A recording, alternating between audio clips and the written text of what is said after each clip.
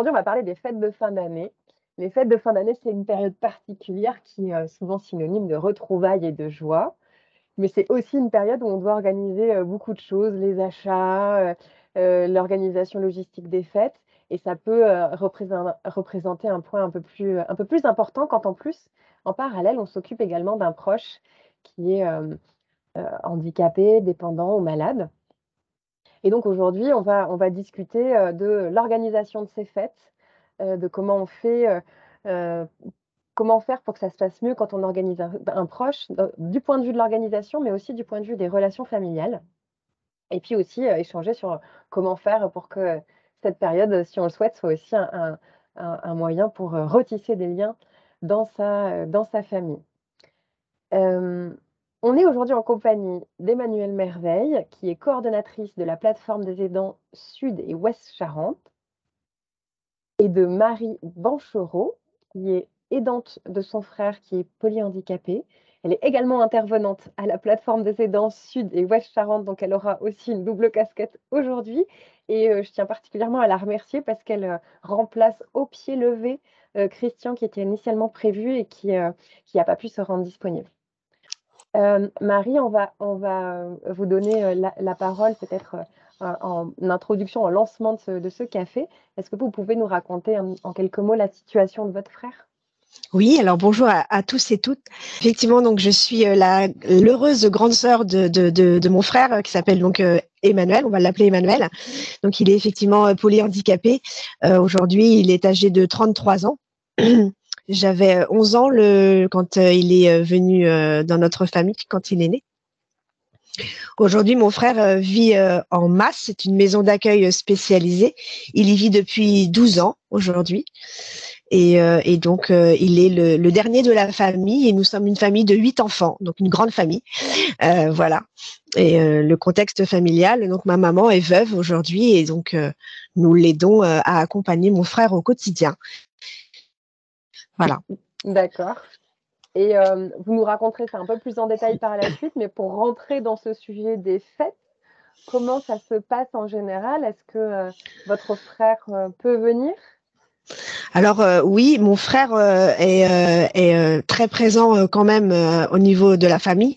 La Masse où il est accueilli se situe à 4 kilomètres en fait de la maison de ma maman et elle habite une grande maison évidemment et régulièrement nous nous y retrouvons et Emmanuel est bien sûr convié. Il y passe un week-end sur deux et les vacances scolaires il est accueilli aussi dans cette maison familiale. Voilà. D'accord. Et peut-être que vous pourrez nous partager, vous, parce que c'est aussi important, de manière générale, comment vous appréhendez cette fête au-delà de la situation de votre frère? De manière générale, est-ce que c'est une fête, vous, que vous appréciez particulièrement ou un peu moins? Alors nous, c'est une fête très où il y a une dimension familiale très forte. On est très soudés, les frères et sœurs, tous ensemble. On s'entend tous très bien.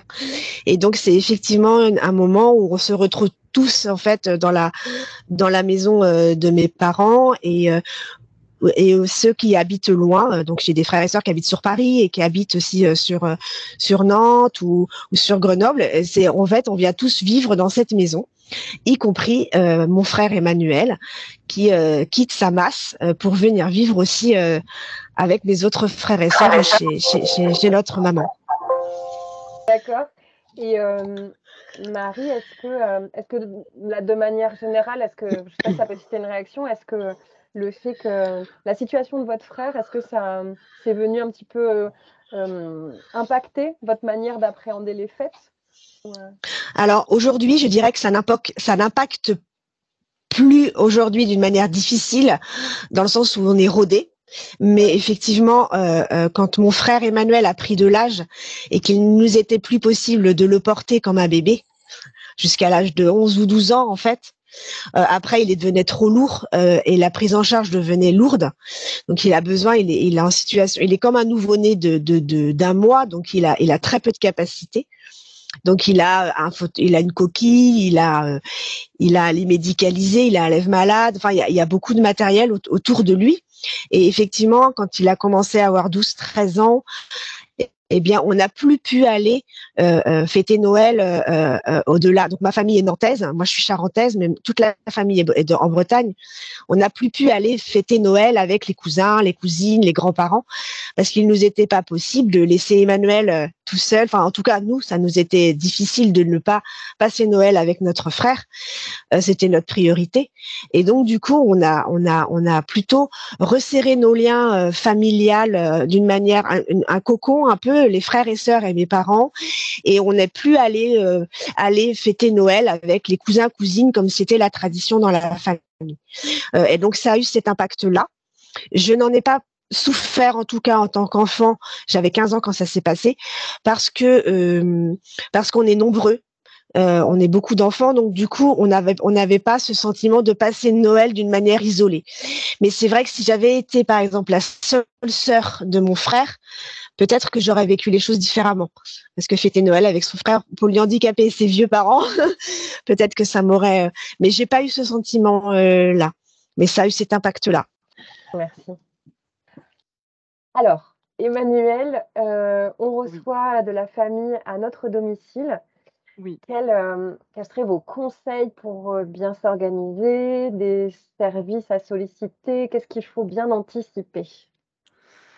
Alors, donc, ce qui est sûr, c'est que chaque situation, est unique. Donc je ne vais pas pouvoir faire une réponse, toute faite qui va satisfaire à chacun. Ce qui est intéressant de se poser, c'est si, la famille a l'habitude de venir finalement, rejoindre la diade, Aidants aidés. On va imaginer qu'il s'agit d'une diade, au sein du domicile et donc ça, c'est une 1re question. Est-ce que c'est quelque chose, voilà, qui arrive fréquemment et du coup, il y a peut-être moins d'enjeux? Si après la famille est rarement, voilà, présente aussi, ben là, il peut y avoir un stress aussi qui peut venir s'ajouter selon la situation, de la perte d'autonomie de la personne. Si ça entraîne aussi, des évolutions qui peuvent être constatées par les membres de la famille, comment les membres de la famille peuvent, réagir à la situation, aux évolutions de la situation. Et ce qui est intéressant aussi à appréhender, c'est, comment, dans une situation déjà quotidienne qui peut avoir des facteurs de stress, des niveaux d'organisation importants, ben, rajouter aussi l'organisation des fêtes, comment ça va pouvoir s'anticiper et essayer d'être dans un poids minimum pour un bonheur maximum, en fait. C'est comment aussi, profiter. Qu'est-ce qu'on va faire? Qu'est-ce qu'on va déléguer? Comment, vraiment profiter des fêtes, comme ça, dans une recherche d'équilibre. Donc c'est ça. Mais après, voilà, je serais plus à vouloir explorer un petit peu les situations pour pouvoir faire du cousu humain, parce qu'au final, c'est ça ce qui est important. D'accord. Eh bien, en tout cas, si vous avez du coup des questions spécifiques sur, le fait de recevoir la famille, que ce soit pour que les relations se passent bien, pour qu'on trouve les bonnes activités, pour que peut-être l'organisation de la prise des soins soit maintenue dans de bonnes conditions, n'hésitez pas à le préciser. Hem Pour ce qui est de la deuxième situation qui a été évoquée, donc c'est, son proche qui est en établissement, donc ça peut concerner, tout type, enfin tout type entre guillemets, de profil. Ça peut être, une personne âgée qui est en EHPAD ou une personne en situation de handicap qui est en établissement. Il vient pour les fêtes. Peut-être Marie, vous pouvez nous raconter comment ça s'organise, de votre côté? Comment, Oui. Alors nous, effectivement, il vient pour les fêtes. Nous, ce qu'on a mis en place, en fait, c'est une organisation sur l'année, puisqu'il vient pas seulement pour les fêtes, mais aussi un week-end sur 2 dans la maison, familiale. Donc en fait, on a réalisé, donc c'est ma petite sœur et puis moi-même qui sommes surtout partie prenante de l'accompagnement, de notre frère en aidant avec ma maman qui est aujourd'hui veuve et qui commence à se faire âgée aussi. Et du coup, on a élaboré un planning d'intervention et il y a l'ADMR, un service d'aide à domicile aussi que nous avons sollicité puisqu'aujourd'hui ma maman n'est plus en mesure de prendre en charge la douche et la toilette au quotidien de mon frère. Donc en fait, l'ADMR a un planning qu'on a élaboré sur l'année. Donc on se retrouve toujours le deuxième week-end du mois de janvier pour élaborer ce planning ensemble. Tout est très organisé. Voilà. Et en fait, ce planning est donc donné à l'ADMR. Il est donné aussi à la référente de mon frère de la masse où il vit. Et nous avons aussi chacun des frères et sœurs un planning de quand Emmanuel est à la maison et quand il est chez lui à la masse. Donc après, chaque frère et sœur a entre guillemets une permanence pour être auprès de ma maman quand la DMR vient ou pour faire acte de présence aussi quand mon frère est au domicile. Donc on a tout organisé en fait entre nous. Donc ça demande effectivement, ça peut faire peur toute cette organisation et ça a demandé en tout cas beaucoup de communication entre nous. Ça a demandé aussi d'être en vérité, c'est-à-dire que pour nous, un week-end sur 2, c'était trop. Mais ma maman, elle voulait garder ce lien privilégié avec mon frère. Donc, elle nous a demandé un week-end pour 3. Bon, bref. Donc, du coup, on est tout le temps dans le questionnement. Et donc, pour le moment des fêtes, par exemple, cette année, on va faire un changement. Parce que l'année dernière, mes autres frères et sœurs qui vivent aussi avec maman, parce qu'ils habitent loin, enfin, je sais pas, c'est un peu compliqué, mais on trouvait que la présence d'Emmanuel était trop lourde pour les vacances de Noël et qu'il voulait profiter davantage de ma mère. Donc cette année, il va venir chez moi pour permettre aussi à maman et à mes autres frères et sœurs de profiter autrement des fêtes de Noël. Donc les fêtes de Noël se passent à mon domicile, mais c'est une première. C'est une première. Donc effectivement, comment ça va se passer? Parce qu'il a besoin d'être changé. Moi, j'ai pas tout le matériel. Donc on a demandé à ce que ce soit mon grand frère et moi qui prenions en charge sa toilette et on a opté pour un matelas par terre. On va s'organiser. Mais c'est vrai que ça demande beaucoup de communication et d'être en vérité les uns avec les autres et de pas avoir peur de dire moi c'est trop pour moi. J'ai besoin de ça, j'ai besoin de ci. Et c'est pas toujours facile de dire mon frère là, j'ai pas envie qu'il soit là parce que c'est lourd pour moi. J'ai envie de profiter des fêtes de Noël. Et c'est pas un manque d'amour non plus. C'est une démarche qui est très difficile, mais qui est des fois nécessaire pour préserver aussi la vie, le partage. C'est très difficile, mais ça se parle, ça se pleure aussi, mais ça doit s'exprimer. Voilà, moi, ce que je peux conseiller, c'est qu'il faut de l'organisation, de la spontanéité aussi, mais de l'imprévu, il y en aura toujours de toute façon, mais beaucoup de partage, de vérité, c'est important. Voilà, si je peux dire ça. Ouais. Et puis du coup, de prendre le temps aussi d'arriver à se sonder soi-même sur finalement où est-ce que j'en suis et quels sont Oui, mes besoins aujourd'hui et comment je peux les repartager, les communiquer dans ma famille. oui, oui, oui. Mais ça se fait avec le temps aussi. Bon, nous, on a 35 ans d'expérience aujourd'hui, enfin 33, je crois que c'est là celui-là. Mais ça s'est fait avec le temps, effectivement. Ça s'est fait avec le temps. D'accord. Emmanuel, je vous Mais laisse oui. peut-être rebondir et puis réagir voilà, sur comment s'organiser. Et en complément, moi j'avais aussi une petite question sur la relation justement avec l'établissement, peut-être les choses à bien penser pour que ça marche bien. Tout à fait, tout à fait. Mais, déjà, je remercie, infiniment Marie, pour sa contribution et son partage qui sont toujours, source de grands enseignements. Avec toute l'humilité qu'elle a, j'en profite pour le dire publiquement. Voilà, c'est enregistré en plus.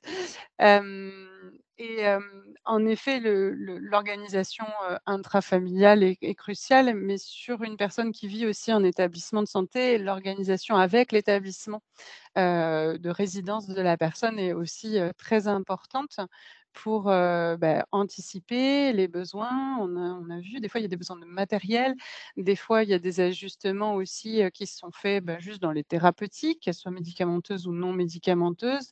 Il y a eu aussi des observations de soignants qui sont importants à partager avec l'entourage et puis juste pour prévoir aussi la logistique, que le trousseau, qui va bien soit prêt, que, voilà, il y ait pas trop de couacs sur les horaires de sortie, d'entrée, les réservations de repas et puis finalement quand on vit, dans un établissement, on vit dans un microcosme, hein, dans une société et quelque part, on a du lien social donc l'absence de l'un peut aussi, créer un manque, chez d'autres, résidents.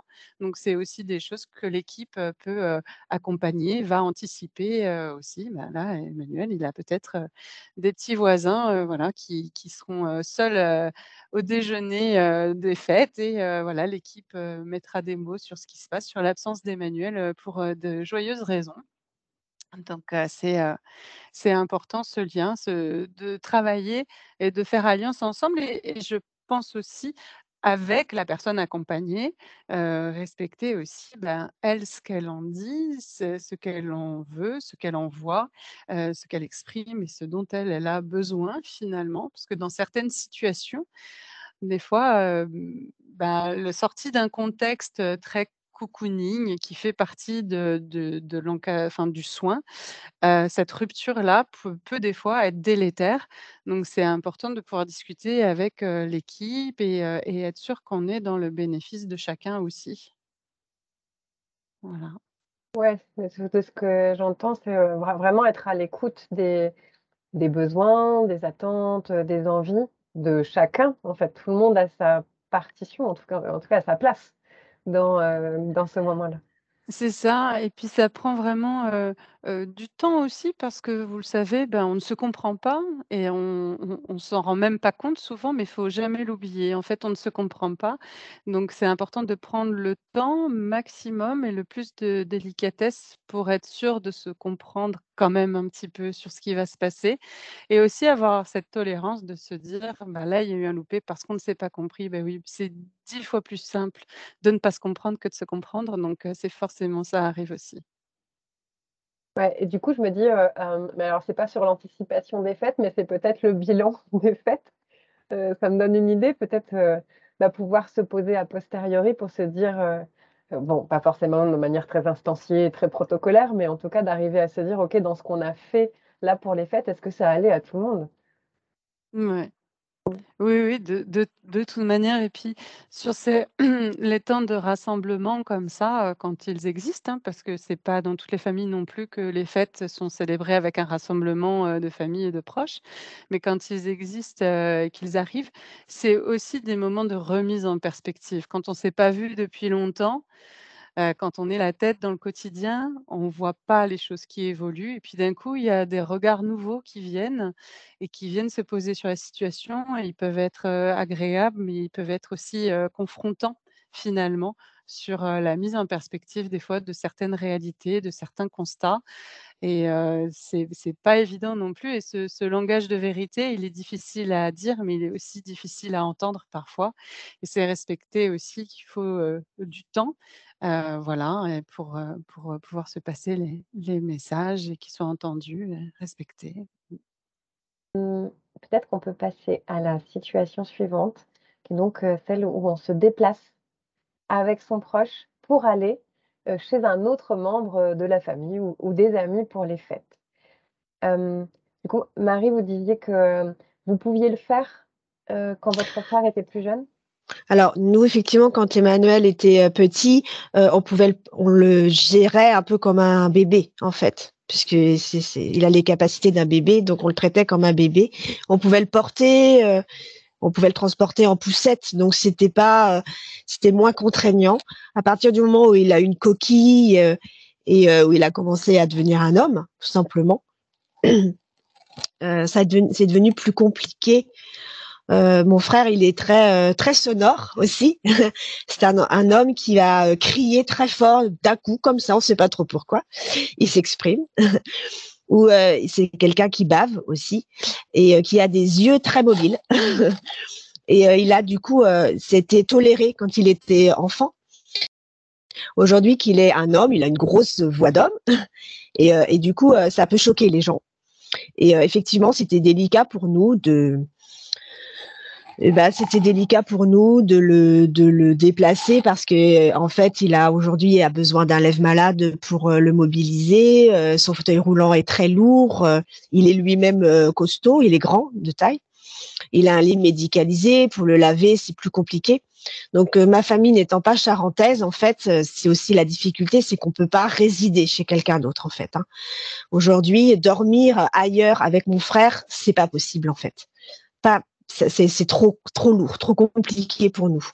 Donc, on a fait le choix aujourd'hui que de ne pas avoir mon frère avec nous quand on doit aller vers la famille à l'extérieur. Enfin, je sais pas si vous voyez ce que je veux dire. C'est un choix qui c'est pas un choix que nous avons fait en fait. Ça s'est fait que en fait à un moment donné on a vu que c'était trop difficile. On était allé effectivement en région nantaise voir ma famille et puis on est revenu épuisé. Emmanuel était pas bien.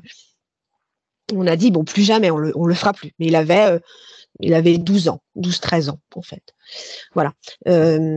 C'est un sacrifice dans un sens. J'ai une sœur qui habite par exemple Paris qui peut pas se déplacer. Elle n'a pas vu mon frère depuis presque 13 ans aujourd'hui. Donc c'est des choses qui sont délicates et ça donne une dynamique. C'est un choix en fait. Emmanuel, il a une vie particulière, mais c'est un être particulier. Et donc du coup, on doit accepter aussi les conséquences que la maladie, que le handicap a sur la vie de notre proche. Et ça, c'est le plus difficile en fait, c'est d'accepter la réalité des faits. Et, et mais je crois que il faut, en tout cas, à un moment donné, il faut choisir de vivre heureux avec son proche tel qu'il est. Il n'est pas responsable de son état et du coup, on a décidé de fêter Noël dans la joie avec ce qu'il était. Et oui, il bave, et oui, il crie, et oui, quand on va ailleurs, les gens sont surpris, mais mais nous, on l'aime tel qu'il est aujourd'hui, et s'ils sont dérangés, qu'ils s'en aillent, voilà. Mais c'est pas facile. Ça demande.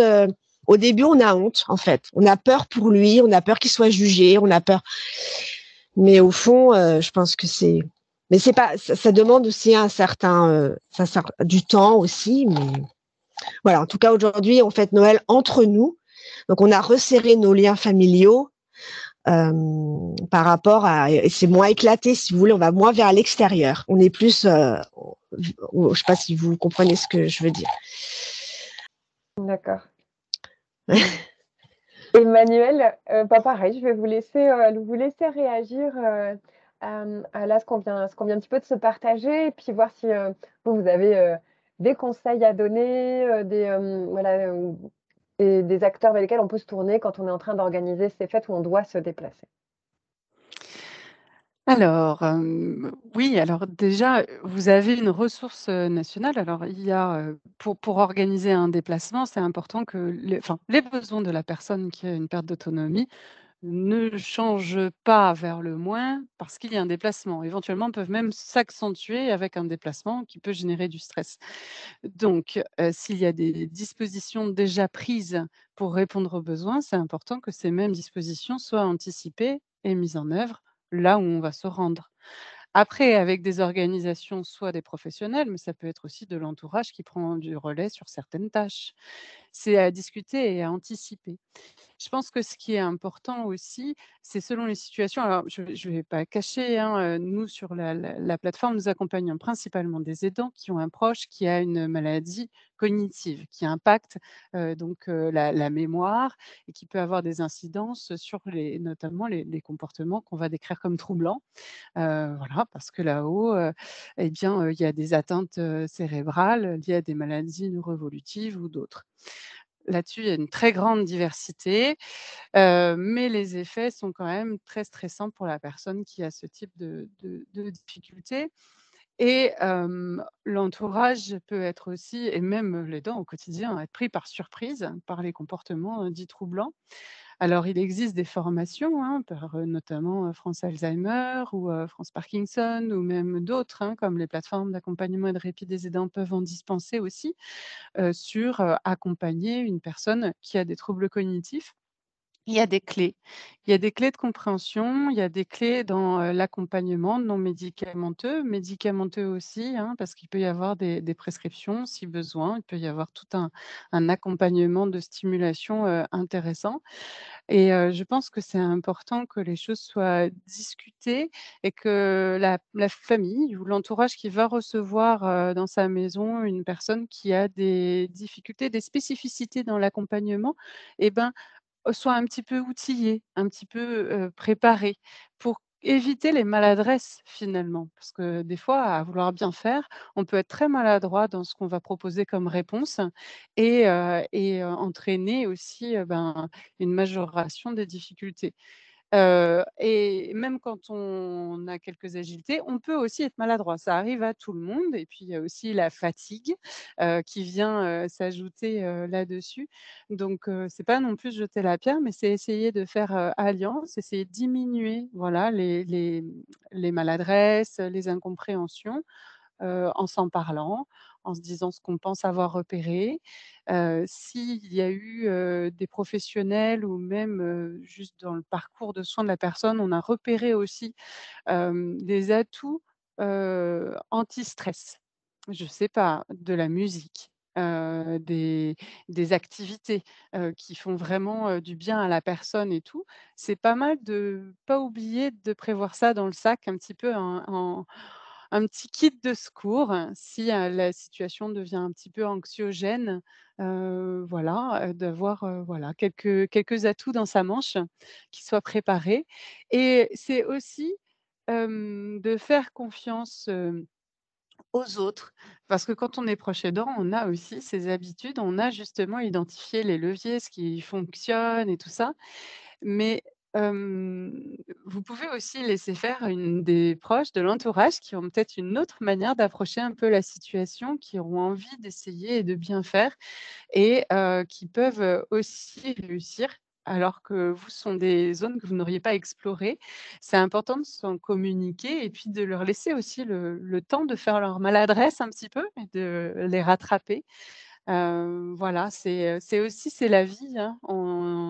Voilà, il y a des temps où on arrive à faire sympathie, d'autres où ça se tend un petit peu, mais ça peut se rattraper. Voilà, je dirais ça un petit peu, de s'en parler, de communiquer et puis évidemment d'expliquer à la personne accueillie un petit peu, bah, ce qui se passe. Où est-ce qu'on va? Dans quel, sens on va? De pas oublier et donc je parle plutôt dans le champ des maladies neuroévolutives, hein. Je suis un peu désolée, je suis un peu formatée, mais je pense que c'est humain aussi. La communication non verbale, le réceptacle de l'émotion, de l'ambiance, de l'attitude, est très exacerbé, surtout quand on est perdu et qu'on est soi-même un petit peu stressé.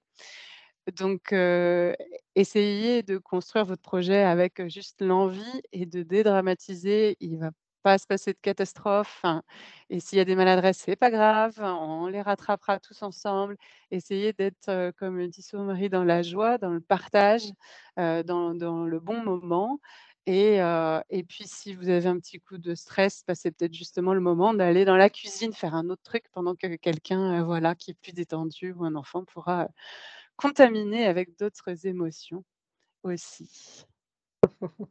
Je vois bien l'idée et justement, ouais, les fêtes, c'est un moment, bah, où on se retrouve et en fait, chacun vient aussi avec, son quotidien, son état d'esprit et cetera et on se reconnecte les uns aux autres et justement pour la personne, qui est aidante, ça peut être, je pense aussi parfois source de stress parce qu'il faut aussi prendre en compte, la personne qui est accompagnée. Mais ça peut aussi être le moment où on peut partager le fait qu'on a, des difficultés ou en tout cas qu'on a des besoins et hem de désamorcer peut-être certains tabous, certaines difficultés de l'entourage. Voilà, donc ma question c'était est-ce que pour vous ça peut être, voilà, un bon moment pour, discuter de ça? De moi en tant qu'aidant, voilà, j'aurais besoin peut-être que vous soyez un peu plus présents ou de voilà, ouais, retisser ce genre de lien. Je vous pose la question à toutes les 2.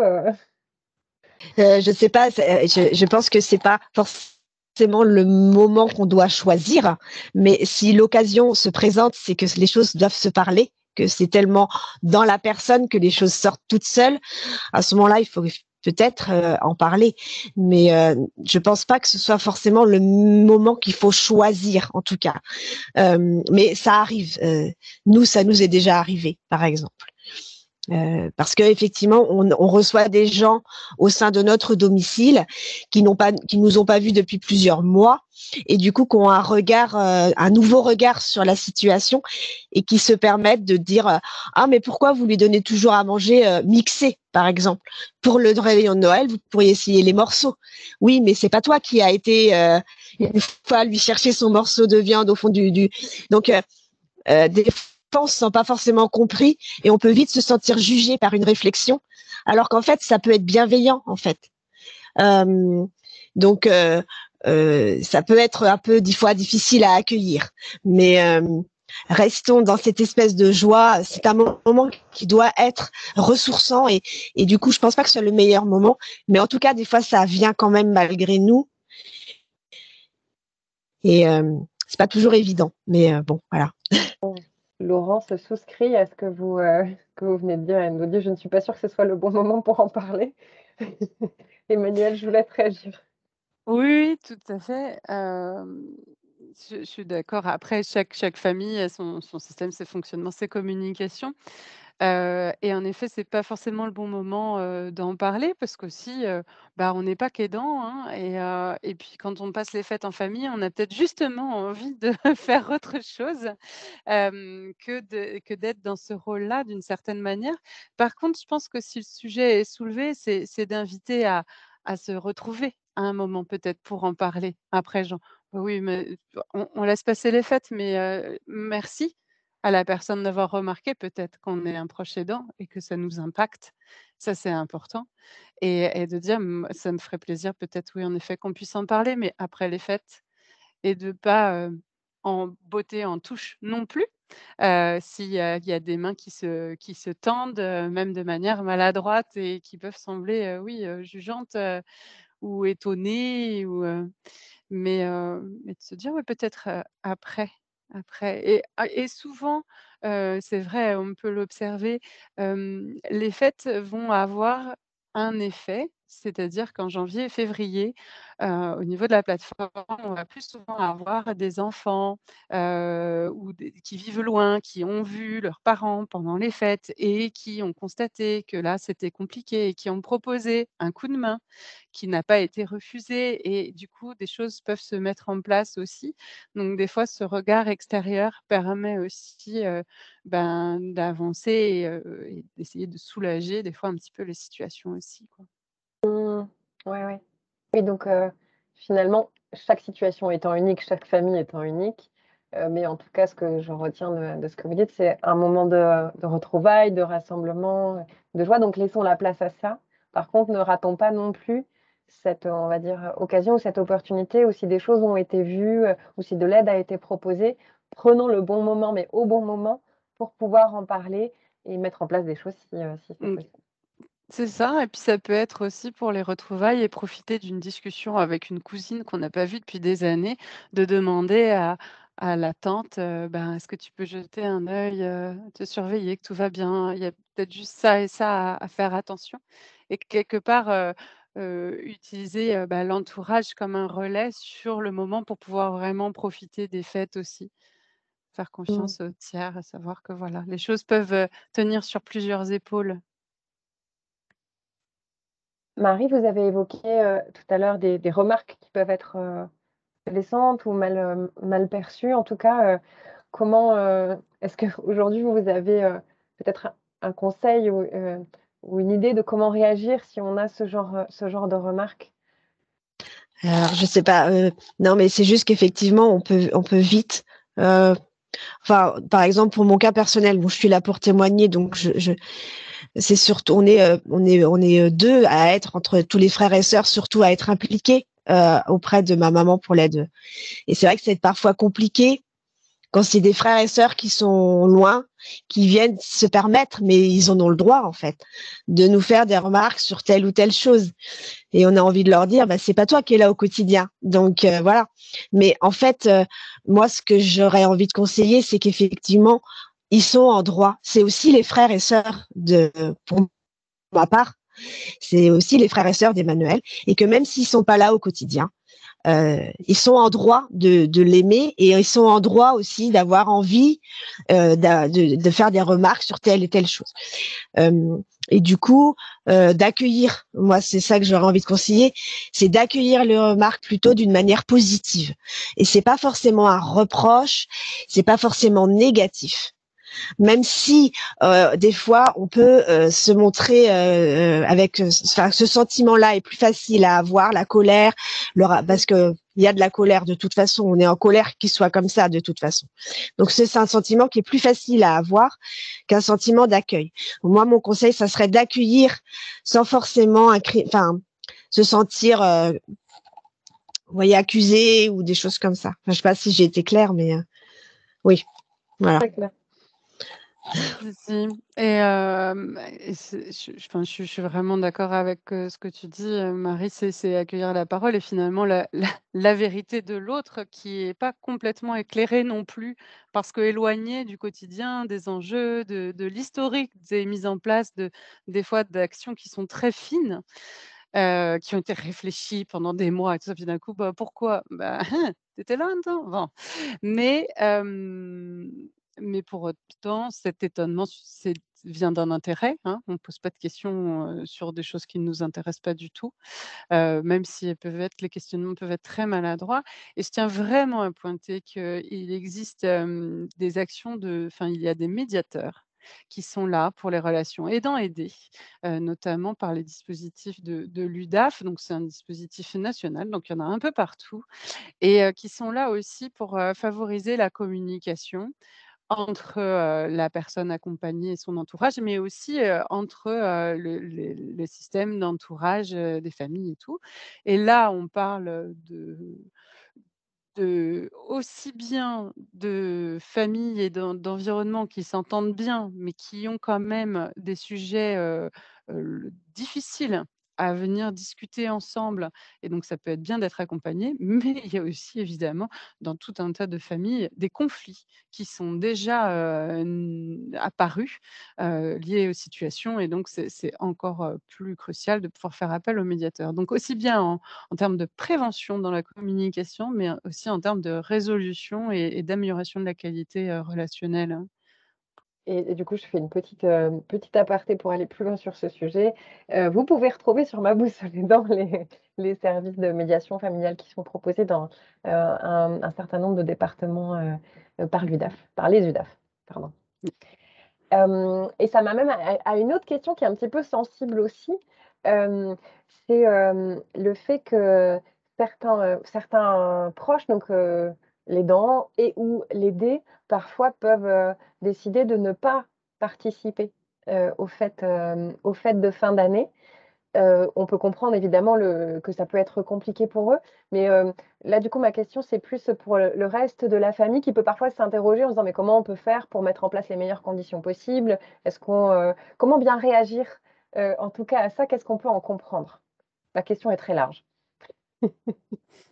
Juste que je dirais sur un refus de participer à une invitation, à des fêtes de fin d'année, si on est sur ça, c'est d'essayer de comprendre sur quoi se base le refus, finalement. Est-ce il s'est créé, d'incompréhension, de fausses idées, de représentations? Du fait que, ben, mon proche va pas, enfin, on va pas savoir accueillir mon proche comme il le faut, mais est-ce que c'est vrai? Est-ce qu'on a discuté, donné les clés, vu la motivation vraiment de l'entourage qui est invité à s'adapter, à voilà, à bâtir les choses autour? Ou est-ce que c'est, finalement, bah, la logistique est trop lourde, le coût est vraiment trop important par rapport aux bénéfices et heu et et voilà, donc en fait, le refus, il est né de quoi? Et de toute manière, il est à respecter, mais il peut venir aussi juste se questionner et voir, qu'est-ce qu'on peut construire à partir de ça? Est-ce qu'on peut construire et de se dire: «OK, oui, mais bon alors Bon, cette année, je vais faire la formation France Alzheimer, pour être, au point, pour, t'accueillir mamie avec papy. Voilà et puis on viendra te chercher et mettre en place en amont toutes les organisations qu'il faut, qui peuvent rassurer, qui peuvent être clés aussi pour lever un refus. Et où se dire: «Bah, OK, mais c'est d'accord, mais nous, on est-ce qu'on peut venir et tu t'occupes de rien, tu nous laisses la cuisine, c'est nous qui faisons tout à» voilà, d'un refus, on peut venir vraiment creuser aussi les besoins. Et puis il y a des gens, ils aiment pas fêter Noël, désolé et ils ont envie d'être peinards chez eux aussi et faire d'autres choses et voilà. Mais c'est savoir ce nom, il vient d'où? Et c'est juste pouvoir discuter, ensemble aussi éventuellement de d'où vient le nom et pour pouvoir, l'éclairer. Vous savez il y a le consentement libre et éclairé, mais des fois, on donne pas son consentement parce qu'on n'a pas, toutes les informations. On peut avoir de mauvaises informations, de mauvaises représentations. Par exemple, ne pas vouloir peser sur, les enfants. «Ah non, je veux pas être une charge». Sauf qu'en fait, les enfants, ils demandent que ça, de soulager un petit peu et du coup, on les priverait de cette envie de s'investir aussi? Oui, non? Je sais pas. C'est à discuter, à réfléchir tous ensemble, ouais. Ouais, c'est vraiment une affaire à tout niveau de ce qu'on a pu échanger, de communication, de partage et d'ouverture et de pouvoir arriver à se dire finalement quels sont ses besoins, ses craintes et cetera et de pouvoir prendre, les décisions compte tenu de tout ça et d'ajuster en fonction de ça. Bon, en tout cas, vraiment, Emmanuel et Marie, merci beaucoup pour, pour Marie, votre témoignage, votre regard et Emmanuel, vos conseils avisés pour cette période, qui n'est pas toujours évidente et qui est quand même une période, de fête et de retrouvailles. N'hésitez pas à nous suivre, sur nos réseaux. N'hésitez pas à consulter également les différents services qu'on a pu évoquer, que ce soit la médiation, l'aide à domicile, les déplacements, c'est des choses que vous pouvez aussi retrouver sur Ma Boussole Aidant. Moi, je vous souhaite à tous de bonnes fêtes Passez de très bonnes fêtes à tous. et encore Merci de merci votre à toutes accueil. les 2, Emmanuel et Marie.